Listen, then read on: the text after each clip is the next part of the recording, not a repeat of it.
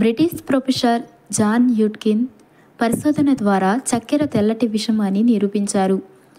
ఈ పరిశోధనలో ఏం చెప్పారో రాజీవ్ భాయ్ ఇదంతా 10 ఏళ్ల క్రితమే చెప్పాడు.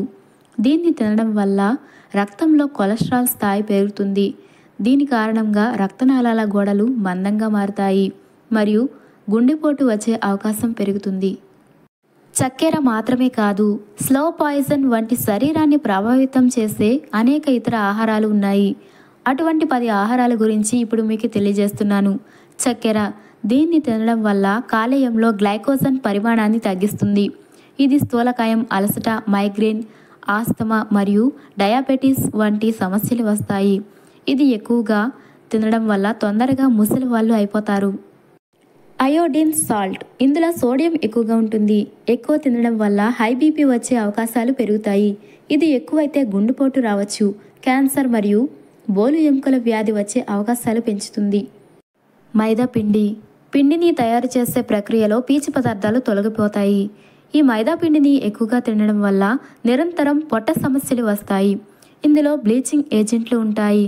ఇది రక్తాన్ని పల్చగా చేసి గుండె సమస్యలను పెంచుతుంది. నెక్స్ట్ వీడియోలోకి వెళ్ళే ముందు ఈ వీడియోకి లైక్ చేయండి, అలాగే ఈ ఛానల్ని సబ్స్క్రైబ్ చేసుకోండి.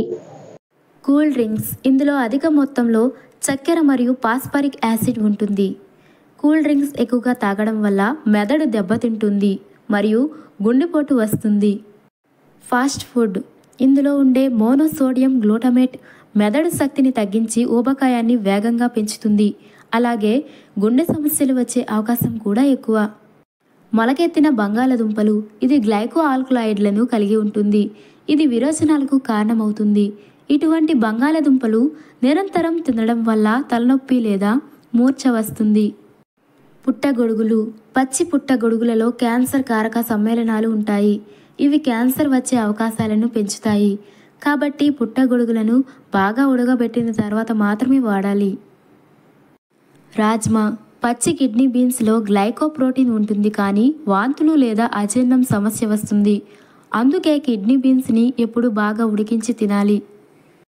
జాజికాయ, ఇందులో ఉండే మెరిస్టిసిన్ గుండె వేగాన్ని మళ్ళీ పెంచుతుంది. వాంతులు మరియు నోరు పొడిబారడం వంటి సమస్య కొనసాగుతుంది. అతిగా తినడం వల్ల మెదడు శక్తి తగ్గుతుంది.